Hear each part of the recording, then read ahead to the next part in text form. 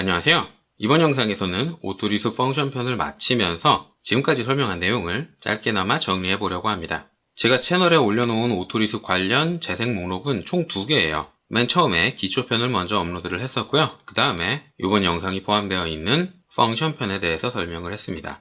기초편에서는 오토리스비라는 언어가 무엇인지, 그리고 그 언어의 기초적인 구조와 어떤 식으로 구성을 해야 되는지에 대한 내용을 설명을 했어요. 기초 중에 기초이자 핵심 중에 핵심을 설명을 했습니다. 그리고 펑션 편에서는 오토리스비라는 언어에서 사용할 수 있는 여러 가지 함수에 대해서 설명을 했어요. 카테고리별로 묶어서 어떤 함수들이 있다라고 설명을 했는데, 사실 이번 재생 목록에서 모든 함수를 다 다룬 건 아닙니다. 제가 깜빡하고 설명하지 못한 내용들도 있고, 난이도가 너무 높거나 사용 빈도가 너무 낮아서 일부러 설명을 생략한 부분들도 있어요.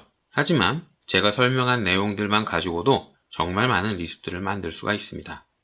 도면을 그리는 대부분의 사용자들이 오토리스브의 엄청나게 복잡한 작업을 간단하게 줄이는 거라고만 생각을 하는데, 오토리스브는 그게 핵심이 아니에요. 여러분들이 작업 시간을 1초라도 줄이는 게 핵심입니다.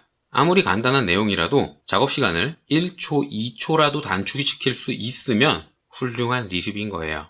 처음부터 엄청나게 어려운 걸 만들려고 시도하기 때문에 공부를 하려고 시도했던 분들이 중간에 포기하게 되는 겁니다. 실제로 제가 예제로 보여드렸던 리스프들을 제가 설명하는 거 없이 본인이 스스로 공부해서 처음부터 만든다면 열의에 따라서 편차가 조금 있겠지만 최소 몇 달은 걸릴 겁니다. 그리고 그 공부를 하는 과정 중에 90% 이상은 중간에 포기를 하게 될 거예요.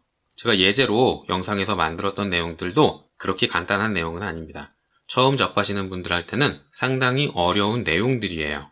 이런 어려운 것들 말고도 고민을 잠깐만 해보면 본인의 작업 시간을 줄일 수 있는 부분이 어마어마하게 많을 거고, 그 작업 시간을 줄이기 위해서 만드는 게 오토 리스브인 겁니다. 1초라도 줄일 수 있으면 아주 훌륭한 리스브예요.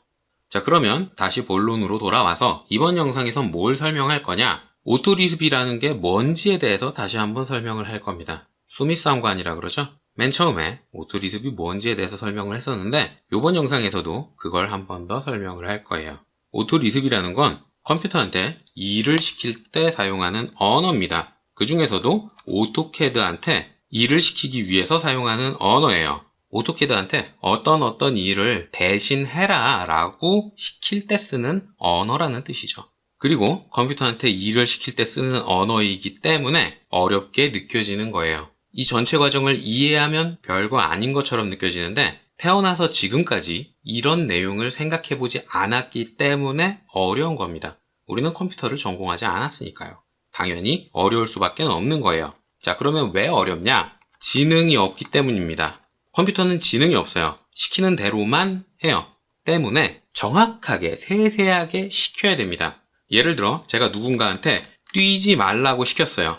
그러면 이 말을 들은 상대방은 본인이 하고 있던 액션에 따라서 뛰지 마라는 걸 해석합니다. 달리고 있었다면 멈출 것이고, 콩콩콩콩 제자리 뛰기를 하고 있었으면 더 이상 뛰지 않게 되겠죠. 그러니까 뛰지 마라는 거에는 뛰다라는 행동을 하지 말라는 뜻이 내포되어 있는 건데, 문제는 이 뛰다라는 뜻이 한두 개가 아니죠. 영어로 쓰자면 run이 있을 수 있고요, 점프도 있을 수 있죠. 그 다음에 리프도 있을 수 있고요, 스프링도 있을 수 있습니다. 그리고 take a roll 정도도 뛴다라고 생각을 할 수가 있겠죠. 선발 투수로 뛰다, 이런 표현도 쓰니까요. 달리거나 뛰어오르거나 뛰어내리거나 솟구쳐 오르거나 역할을 하거나 이런 걸 모두 뛴다고 얘기를 합니다. 사람은 지능이 있기 때문에 뛴다는 걸 상황에 맞춰서 해석할 수가 있어요. 하지만 컴퓨터는 지능이 없습니다. 그래서 뛰지 말라고 시키면 아무것도 못해요. 런을 하지 말라는 건지, 점프를 하지 말라는 건지, 리브를 하지 말라는 건지 뭔지 알아듣질 못합니다. 하나하나 세세하게 모든 걸 다 지정해줘야 돼요. 이 부분을 못하기 때문에 일을 시키지 못하는 겁니다. 일을 시킬 때 정확하게 시키지 못하고 그것 때문에 리스프를 만들지 못하는 거예요. 제가 언어라고 여러 번 강조를 했던 이유가 이거예요. 어떤 걸 어떻게 해라라고 모두 다 정확하게 지정해줘야 됩니다. 이 부분을 이해하지 못하면 리스프를 만들 수가 없어요. 그래서 처음 공부할 때 어려운 거죠.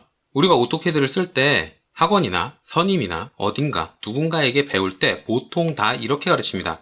L 누르세요. 엔터 누르세요. 점 찍으세요. 커서 옮기세요. 점 찍으세요. 이런 식으로 가르치기 때문에 리습을 만들고 싶어도 만들지 못하는 거예요. 기능이 어떤 식으로 작동이 되는지, 어떤 값을 입력을 해야 되는지 그런 건 설명하지 않고 단순 암기시켜버리거든요. 그래서 리습을 못 만드는 겁니다.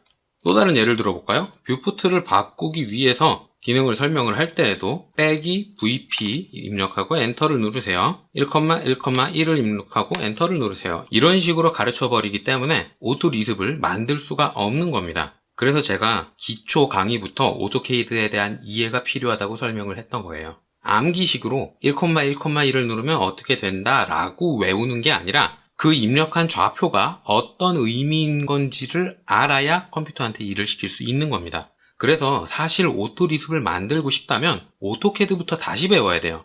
물론 이 모든 게 오토캐드란 프로그램이 인터페이스가 잘 구성이 돼 있어서 그런 거예요. 뭐가 뭔지 몰라도 그냥 클릭해서 사용을 할 수 있게끔 인터페이스가 잘 만들어져 있기 때문에 그동안 사용하면서 인식하지 못했던 겁니다. 하지만 언어를 통해서 오토캐드한테 일을 시키고자 할 때에는 이런 인터페이스의 도움을 받을 수가 없어요.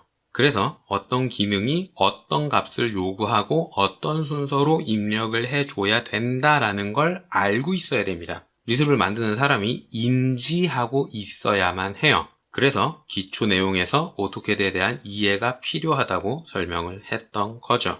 자, 그러면 오토캐드에 대한 이해만 갖고 만들 수 있느냐? 그것도 아닙니다. 당연히 언어니까 문법에 대해서도 알고 있어야 되고 단어가 어떤 게 있는지도 알아야 돼요. 그것들이 바로 함수, 펑션들이었던 거죠.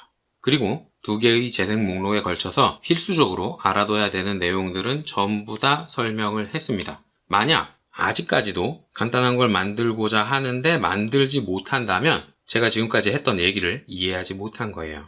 한 문장으로 정리를 해보자면 정의하지 못하면 만들 수 없다는 거죠. 뭔가 오토캐드한테 시키고 싶은 일을 완벽하게 세상 사람 누가 들어도 이해할 수 있도록 정의를 할 수 있어야만 컴퓨터한테 일을 시킬 수 있습니다.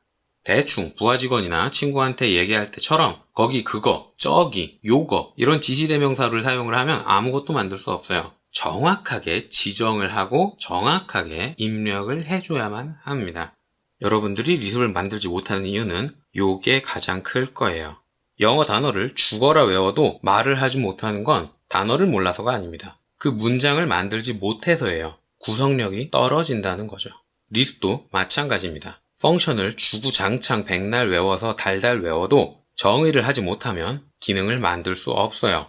그리고 이 정의라는 걸 좀 더 편하게 정리하는 수단이 바로 순서도라는 거죠. 요 플로우 차트, 요걸 직접 구성해 보지 않으면 아무것도 만들 수 없습니다. 그래서 제가 지난 영상들에서 계속 순서도에 대해서 얘기를 한 거예요. 이걸 만들어 봐야 어떤 함수에 어떤 함수를 조립을 해야 될지, 그리고 그 함수를 사용을 할 때에는 데이터의 유형이 어떤 게 필요하니까 변화는 어떤 식으로 해야 되는지 그런 게 정리가 되는 겁니다. 처음 배울 때 가장 중요한 게 순서도예요.